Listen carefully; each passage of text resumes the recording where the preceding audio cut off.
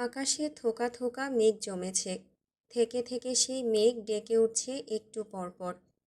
বৃষ্টি আসার তোড়জোড় চলছে ভালোভাবে। নাসির মঞ্জিলের ড্রয়িং রুমের পর্দা বাতাসের তোপে আঁকাবাঁকা হয়ে নিজ মনে দোল খাচ্ছে। ঝিরিঝিরি বৃষ্টির নীল দিগন্তে পড়তেই ঠান্ডা আবহ এসে প্রবেশ করল নাসির মঞ্জিলে। বিদ্যুৎ সংযোগ ছুটল তখনই। শীতল গাহিম বাতাস এসে প্রবেশ করল থাই গ্লাস হয়ে ফরফর করে। সেই বাতাসের সাথে নাসির সাহেবের শীতল দৃষ্টি এসে পড়ল নুসরাতের উপর। নুসরাত নিজেও চোখ বড় বড় করে নিজের বাবার দিকে তাকালো।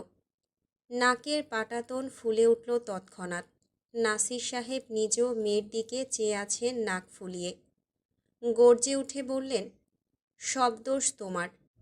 নুসরাত নিজেও গর্জে উঠল। রাগের বহিঃপ্রকাশ ঘটল তাৎক্ষণিক। নিজেও চিৎকার করে বলে, সব দোষ আপনার আব্বা। নাসির সাহেব নুসরাতকে শুধরে দিয়ে বললেন, না, সব দোষ তোমার। জি না আব্বা, সব দোষ আপনার। আপনি আগে দেখলেন না কেন? নাসির সাহেব নিজের মুখের ঘাম হাত দিয়ে মুছে নিলেন। নুসরাতকে বললেন, আমাকে দোষ দিচ্ছ কেন? তুমি দেখতে পারোনি চোরটা আসলে কে? নুসরাত দ্বিগুণ জোরে চিৎকার দিয়ে উঠল। শক্ত কণ্ঠে বলল, আপনি দেখলেন না কেন যে চোরটা আপনার শ্রদ্ধেয় বড় ভাই? আমাকে দোষ দিচ্ছেন কেন এখন আপনি? আব্বা, মেনে নিন, সব দোষ আপনার। নাসির সাহেব মানলেন না। নুসরাতকে দোষারোপ করে বলে উঠলেন, বললেই হলো, সব দোষ তোমার। আমি তো চোর বলিনি, তুমি আগে বলেছ চোর। আব্বা, আমি চোরকে আগে দেখিনি, আপনি আগে দেখেছেন। নুসরাত, অস্বীকার করো না। তুমি কি মিথ্যাবাদী? এখন আমাকে ফাঁসিয়ে দিচ্ছ। দোষ তোমার আর চাপাচ্ছ আমার উপর। তুমি আগে দেখেছিলে। আমি তো আরও মানবতা দেখিয়ে কিছু টাকা দিতে চাইছিলাম, কিন্তু তুমি চোর বলে লাঠি নিয়ে বের হয়ে গেলে বড় ভাইকে মারতে। নুসরাত চোখ তীক্ষ্ণ করে বলে ওঠে, আব্বা, কি মিথ্যাবাদী আপনি! নিজের নিষ্পাপ ভোলাভালা চেহারার নাদান বাচ্চাকে ফাঁসিয়ে দিতে আপনার লজ্জা করল না? এত বড় আরোপ নিয়ে কিভাবে বেঁচে থাকব? একদম আরাম করে বেঁচে থাকব সারা জীবন। আপনি মানতে বাধ্য আব্বা, সব আপনার কারণে হয়েছে। নাসির সাহেব নুসরাতকে মুখ ঝামটা দিয়ে অস্বীকার করলেন, তিনি এরকম কিছুই করেননি। এতে তার কোনো দোষ নেই। নুসরাত নিজেও বুকে আড়াআড়ি হাত বেঁধে মুখ ফিরিয়ে রাখল। শরীরের প্রতিটা শিরা উপশিরা সোজা করে টান টান হয়ে দাঁড়িয়ে রইল, নিজেকে সত্য প্রমাণ করার জন্য। সময় কাটল, দুজন চুপচাপ দাঁড়িয়ে থাকতে থাকতে পা ব্যথা শুরু হলো। আলগোছে দুজন দুজনকে পাত্তা না দিয়ে গিয়ে বসে পড়ল সোফায়। নুসরাত পায়ের উপর পা তুলে বসতে বসতে পকেট থেকে নিজের সাদা ফ্রেমের চশমা বের করল। চোখে লাগিয়ে ভাব নিয়ে সোজাসুজি হয়ে বসে রইল। নাসির সাহেব নিজেও এরকম করলেন। মম আর আহানের আগমন ঘটল তখন দোতলা থেকে। দূর হতে বাপ মেয়ের অদ্ভুত কাণ্ড কারখানাগুলো লক্ষ্য করল দুজন। একজন আরেকজনের দিকে তাকিয়ে ভ্রু বাঁকিয়ে চলে গেল কিচেনের দিকে। নাজনীন বেগমের সন্নিকটে দাঁড়িয়ে আহান ফিসফিস করে ডেকে উঠল, মেজো আম্মু, দেখে যাও, মেজো আব্বু আর আপু মিলে ড্রয়িং রুমে কি একটা নাটক জুড়ে দিয়েছে। নাজনীন বেগম পাত্তা দিলেন না। নিজের কাজে একান্ত ব্যস্ত হয়ে বিনা উদ্বেগে আওড়ালেন, বাপ মেয়ে যা ইচ্ছে করুক, তোরা দুজন শুধু দূরে থাক, আর কিছু করিস না। এই উপকারটা কর আমাকে। আহান নাজনীন বেগমের কাজ জড়িয়ে ধরল। মম নিজেও অন্য পাশ জুড়ে নিল নাজনীন বেগমের। দুজন সতর্কতার সহিত চোখাচোখি করে নিল। মম বলে উঠল, মেজো মামুনি, কিছু একটা গণ্ডগোল আছে। নুসরাত আর মেজো মামা মিলে নির্ঘাত কোনো কিছু করেছেন।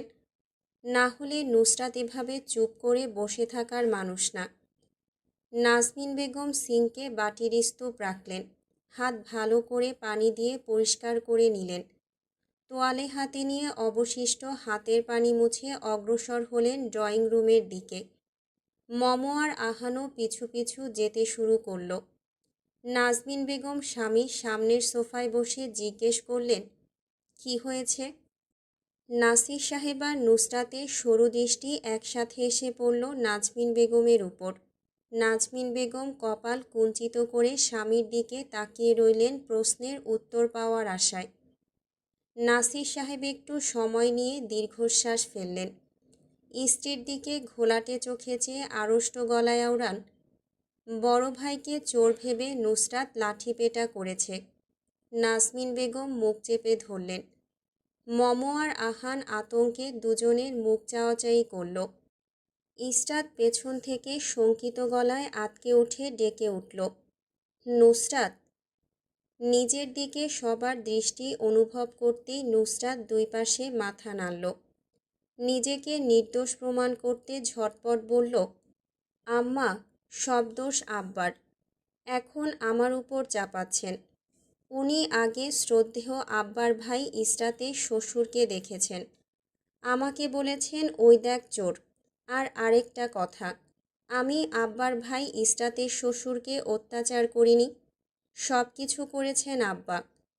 নাসির সাহেব নুসরাতের দিকে চোখ গোল গোল করে তাকিয়ে বললেন, কি মিথ্যুক তুমি আম্মা, আমি কখন আগে বললাম চোর? তুমি নিজেই বলেছ, আর এখন তোমার নিজের বাপের উপর দোষ চাপাচ্ছ। নুসরাত চশমা নাকের ডগায় তুলে নিল, হাতের তালুতে নাক ডলে বলে উঠল, আব্বা, আমি কিন্তু রেগে যাচ্ছি। সত্যি করে বলে দেন সব দোষ আপনার, না হলে। নাসির সাহেব শক্ত কণ্ঠে জিজ্ঞেস করলেন, না হলে কি? না হলে আপনার সব সম্পত্তি আমি বিক্রি করে দেব। সাবধান আব্বা, নিজের দোষ স্বীকার করুন আর বলুন আমি বাচ্চা শিশু নির্দোষ। নাসির সাহেবের বিস্ময়ে কোটর থেকে চোখ বের হয়ে আসলো। নুসরাতকে কিছু বলতে নেবেন সে হাত তুলে থামিয়ে দিল। নুসরাত নাজমিন বেগম আর ইসরাতের পানে চেয়ে নাসির সাহেবের দিকে ইশারা করে বলে উঠল, বিশ্বাস হলো তো আব্বার সব দোষ? আব্বা এমনি এমনি আমাকে ফাঁসিয়ে দিয়েছেন। হাহ। শরতের মেঘলা আকাশ, ঘন ঘন মেঘের আবেশে অন্ধকার। নীল দিগন্তে সাদা মেঘের আচ্ছাদন, মেঘেরা ডানা মেলে খেলা করছে আকাশে। বড় বড় সাদা মেঘের ভেলা গর্জন করছে কিছুক্ষণ পরপর। বিদ্যুৎ চমকানো বেড়েছে অনেক বেশি। নীলম্বরের সাদা মেঘ বৃষ্টি হয়ে নেমে আসলো পৃথিবীতে। উথাল পাথাল বাতাসের ঢেউ এসে ছুঁয়ে গেল প্রকৃতির নৈসর্গিকতাকে। পানির সংস্পর্শে এসে এতদিনে ঝিমিয়ে পড়া পৃথিবী সতেজ হলো। সবুজ নির্মলতা এসে ছুঁয়ে গেল পৃথিবী। সাদা পর্দার দোদুল্যমান নৃত্য শুরু করল। সেদিকে মনোযোগ সহকারে চোখ রেখে হাতের কফি মগে চুমুক দিল আরশ। চোখের সাদা ফ্রেমের চশমা ভেদ করে কালো মণিগুলো অদূরে নিবিষ্ট। হাতের কাছে থাকা ফোন অনীহার সহিত হাতে তুলে নেয়। চোখের সামনে স্থির রেখে কফির মগে আবার চুমুক দেয়। গম্ভীর মুখ বানিয়ে নিজের পরনে সাদা খোলা শার্টের বোতামগুলোর দিকে তাকালো। বুকের বাপাশে বাঁধা ব্যান্ডেজের দিকে সূক্ষ্ম চোখ বুলায় বিশালদেহী পুরুষটা। আলতো হাতে জায়গাটা স্পর্শ করল সে। ঠোঁটের কোণে ফুটে ওঠে মৃদু হাসির ফোয়ারা। পুরুষালী ক্লিনশেপ গালে সৃষ্টি হয় গর্তের, সেটা ধীরে ধীরে আরও বেশি বৃদ্ধি পায়। নিজের মুলেট কাট দেওয়া চুলে হাত বুলায়। কপালের কাছে ছোট ছোট পড়ে থাকা চুলগুলো ঠেলে দেয় পেছনে। হাত সরিয়ে নিতেই তা আবারও এসে নিজের জায়গা দখল করে নেয়। আরশ নিজের কাঁধের কাছে আঁচড় কাটে। ঘাড়ের কাছে পড়ে থাকা চুলগুলোতে আলতো হাত বুলায়। কিছু একটা মনে করে হাসে। কানের মধ্যে থাকা এয়ারপড বিপ বিপ করে উঠতেই কানের আশেপাশে আঙুল দিয়ে হাত চালায়। নিজের গম্ভীরত্ব বজায় রেখে নীরের গলায় শুধায়, ওপাশের অবস্থা কি ইরহাম? ইরহামের কাঁদো কাঁদো কণ্ঠ ভেসে আসে। ফিসফিস করে বলে ওঠে, ভাই, আরেকবার ভেবে দেখা যায় না? জীবন মরণের প্রশ্ন। আজ তো গিলে নেবে আমায়। আরুষ বিরক্তিতে কপাল কুঁচকে ফেলে। নিজের হাতে থাকা কফি মগ রেখে দেয় নাইট স্ট্যান্ডে। উঠে দাঁড়িয়ে সামনের বড় বারান্দার দিকে এগিয়ে যেতে যেতে বলে, কোনো ভাবাভাবির প্রয়োজন নেই। মিসেস ইডিয়েটকে একটু জ্বালানোই যায়। ইরহাম বিছানায় পড়ে গড়াগড়ি খায়। এই দুই জামাই বউয়ের পাল্লায় পড়ে তার না আবার জীবন হারাতে হয়। মিনমিন করে মিনতি করে বলে ওঠে, ভাই, এই বাইকটা ওর শখের। বাইকে আগুন লাগালে আপনার খাতারনাক বউ আমার পেছনে আগুন লাগিয়ে দেবে। আরুষ প্রখর নিঃশ্বাস ফেলে। বিরক্ত হয় ইরহামের এত কথায়। দাঁতে দাঁত চেপে চোয়াল শক্ত করে নেয়। কিরমিরিয়ে ডাকে ইরহামের নাম। অতঃপর কণ্ঠস্বর খাদে নামিয়ে শীতল কণ্ঠে হুঁশিয়ারি দেয়, তুই যদি আমার কাজ না করিস তাহলে আমি নিজ দায়িত্বে তোর পেছনে আগুন লাগিয়ে দেব। Got it? জি ভাই। আরও হেঁটে বারান্দার রেলিংয়ের উপর হাত চেপে ধরে ঝুঁকে দাঁড়ায়। বাসার নিচের বিলাসবহুল পুলের দিকে চোখ রেখে সন্দেহী স্বরে জানতে চায়, আমি যা বলছি তুই করতে পারবি নাকি অন্য ব্যবস্থা করব? ইরহাম কপালে নিজের হাত দিয়ে দুটো থাপ্পড় দেয়। নিজের হতভাগা কপাল দেখে নিজেরই বিরক্ত লাগছে। মিনমিন করে উত্তর দিতে যাবে তার আগেই আরশ দাঁতে দাঁত চেপে ডেকে ওঠে, ইরহাম। ইরহাম নড়ে চড়ে বসে। গভীর শ্বাস টেনে নিজের ভেতর নিয়ে নেয়। অত্যন্ত দুঃখী আওয়াজে নিজের অপারগতা লুকিয়ে বলে ওঠে, জি ভাই। আরশ রাগী কণ্ঠে শুধায়, জি ভাই কি? আমি এটা শুনতে চেয়েছি। ইরহাম ইতস্তত কণ্ঠে বলে ওঠে, আমি বলতে চাইছি ভাই, বিকেলের ভেতর সব ব্যবস্থা হয়ে যাবে। আরশ কাঠখোট্টা গলায় বলে, ওই বাচাল মহিলাকে নিয়ে 4টার সময় ফুটবল মাঠে উপস্থিত থাকিস, না হলে। ইরহাম তাড়াহুড়ো করে বলল, জানি ভাই, জানি। আমি উপস্থিত হয়ে যাব ঠিক টাইমে। এভাবে ধমকিও না। আরশ কথা না বলে ইরহামের মুখের উপর ফোন রেখে দিল। ফোন ঢিল মেরে বেতের সোফায় রেখে প্রলুব্ধ শ্বাস ফেলল। আরশের শান্তিতে ভাটা দিতে হেলে দুলে আগমন ঘটল মাহাদির। আরশের খোলা বুকের দিকে তাকিয়ে হে হে করে হেসে উঠল। শুধুমাত্র আরশকে জ্বালানোর জন্য। ব্যঙ্গাত্মক হাসতে হাসতে লুটিয়ে পড়ল বেতের সোফার উপর। পুরুষালী ভারী ওজনের শরীর বেতের সোফাটায় পড়তেই শব্দ করে নিজের জায়গা থেকে সরে গেল তা। মাহাদি হাসি থামিয়ে কিছু একটা ভেবে নিজের মুখ গম্ভীর করে নিল। তর্জনী আঙুল তুলে ঘোরাতে ঘোরাতে বলে উঠল, ও আমার দায়িত্ব, বুঝেছিস? এর বেশি কিছু না। বেশি কথা বললে একদম জানে মেরে ফেলবো তোকে। তোর দায়িত্বের অবস্থা কি? বেচারি বুঝল না কোন হিংস্র নেকড়ের গুহায় পা ফেলেছে। নেকড়ের বুকে একদম গুলি মেরে দিল। ওয়াও, তোর বউয়ের সাহস আছে বলতে হয়। আরশ চুপচাপ নিজের জায়গায় দাঁড়িয়ে রইল। পকেট থেকে চুইংগাম বের করে তা আলগোছে মুখে ঢুকিয়ে নিল। মাহাদিকে নিজের রাগ না দেখানোর বৃথা প্রচেষ্টা করল, কিন্তু মাহাদি আরশের পিছু ছাড়ল না। আবারও জ্বালানির চেষ্টা করতে উদ্যত হতেই আরশ শিকারী নয়ন তার দিকে নিক্ষেপ করল। মাহাদি ভয় পাওয়ার মতো 2 হাত সামনে এনে বলে উঠল, প্লিজ ভাই, এরকম করে তাকাস না। আমি পিওর ভার্জিন একটা ছেলে। তোর এই খবিশের মতো চোখের চাহনি আমার পিওর ভার্জিনিটি রফা দফা করে ফেলবে। নজর ঠিক কর শালা লুচ্চা পোলা। আরশ কথা বলল না, চুপচাপ চেয়ে রইল সামনের দিকে। মাহাদি নিজের বুকে হাত আড়াআড়ি বেঁধে বলল, তোর বউয়ের দিকে এমন দৃষ্টি দিস, যেভাবে তাকাচ্ছিস মনে হচ্ছে আমার মতো ছোট নাদান বাচ্চাটাকে চোখ দিয়েই প্রেগনেন্ট বানিয়ে ফেলবি। আরশ কথা বলল না, চোখ স্থির রেখে চুপচাপ এসে মাহাদির সামনে বসল পায়ের উপর পা তুলে। গম্ভীর মুখভঙ্গি করে আরাম করে শুনতে লাগলো মাহাদির হাসাহাসি। মাহাদি হাসতে হাসতে বলল, তোর বউয়ের দিকে তুই তাকাবি, তাকিয়ে বা কী হবে? না তাকিয়ে তো বেচারিকে চোখ দিয়ে তুই ইফটিজিং করে ফেলিস।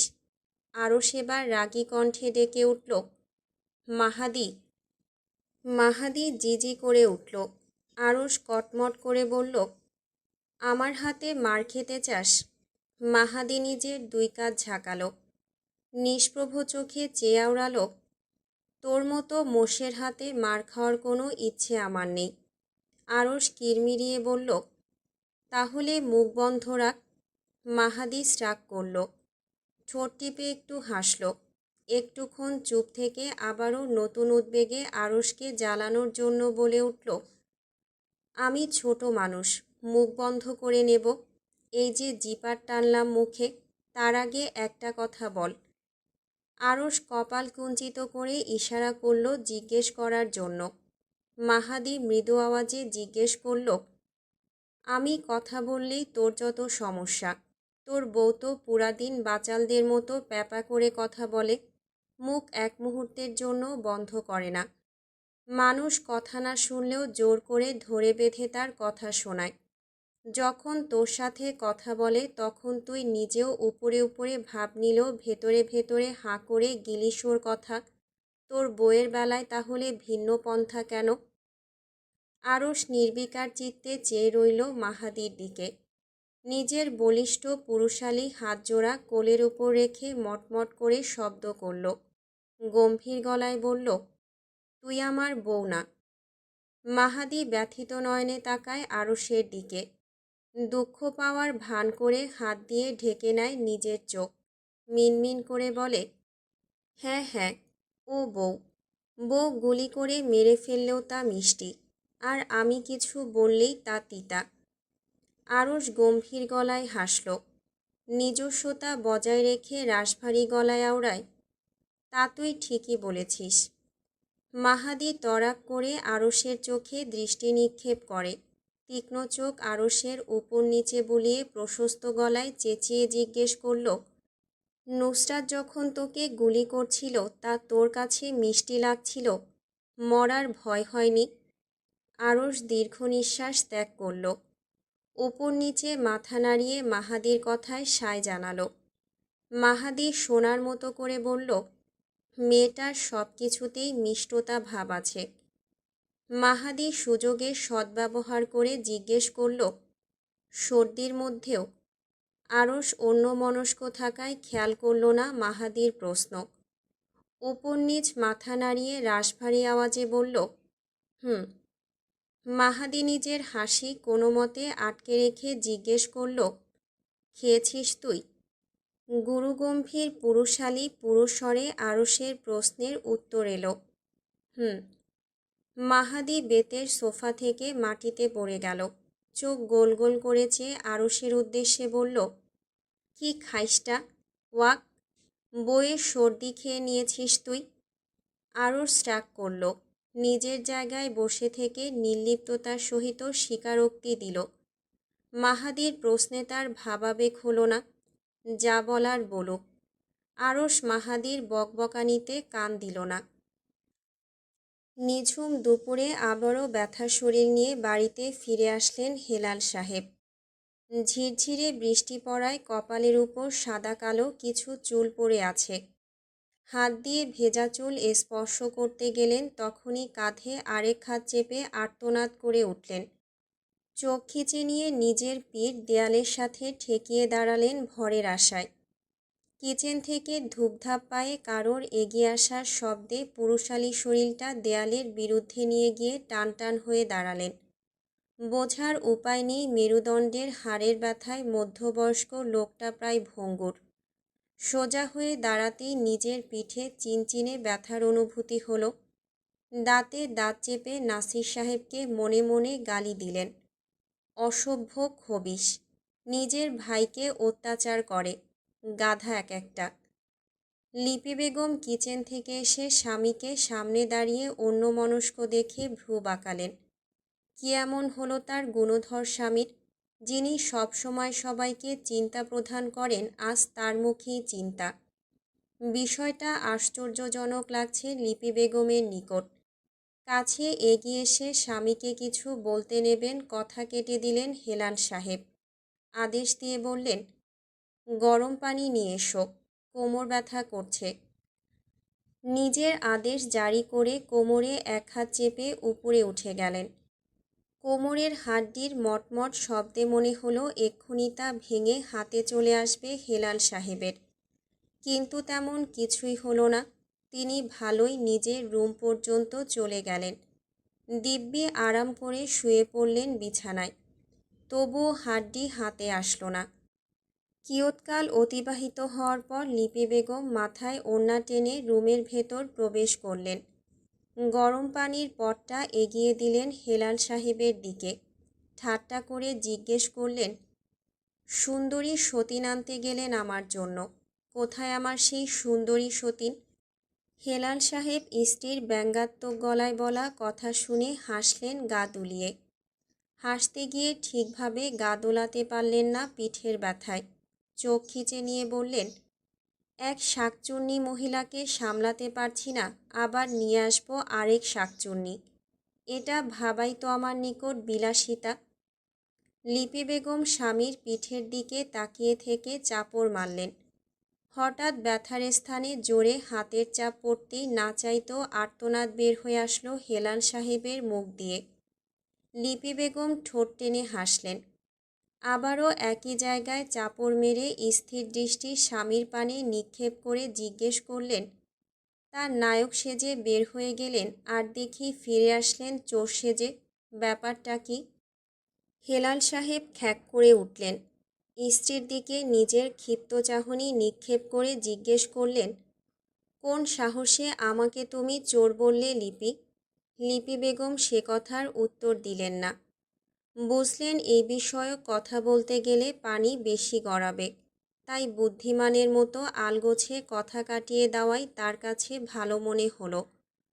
তখনও স্বামীকে জ্বালানোর চিন্তা রইল মাথায় অটল, তাই ব্যগ্রতা নিয়ে বলে উঠলেন, সতীন নিয়ে আসতে গেলেন, সতীন কোথায়?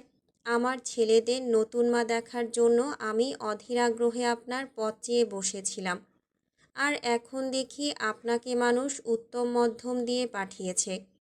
হেলাল সাহেব নিজের শরীরে ভাব দিতে দিতে নড়ে চড়ে অন্য পাশ ফিরে শুয়ে পড়লেন।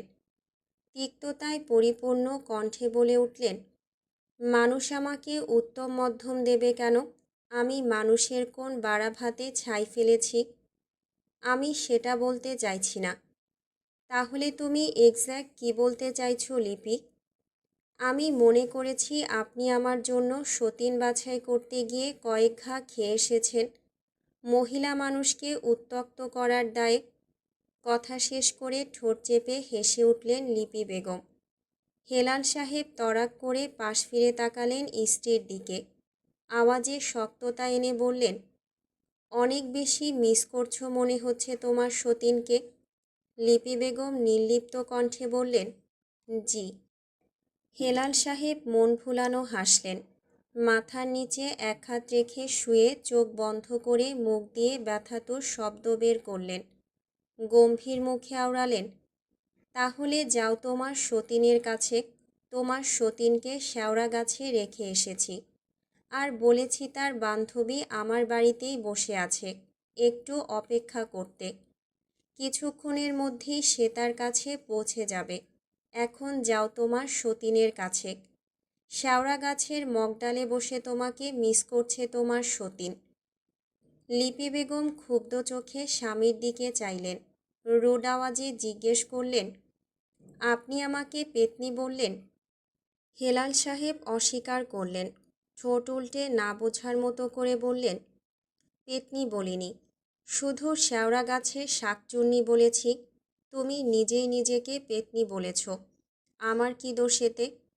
তাহলে তুমি নিজেই মনে করো তুমি উন্নত জাতের একজন পেতনি, আমি আর কি বলবো? লিপি বেগম রাগে হিতাহিত জ্ঞানশূন্য প্রায়। চোখ ছোট ছোট করে তীক্ষ্ণ কণ্ঠে প্রশ্ন ছুড়লেন স্বামীর উদ্দেশ্যে, আমি শাকচুন্নি, পেতনি? তার বলতে। হেলাল সাহেব কথা শেষ করেই আরাম করে চোখ বন্ধ করে নিলেন। আর একটা কথা বলার ইচ্ছে পোষণ করলেন না। এবার একটু শান্তি লাগছে তার। তাকে জ্বালাতে এসেছে লিপি। এবার লিপি বুঝবে কত ধানে কত চাল।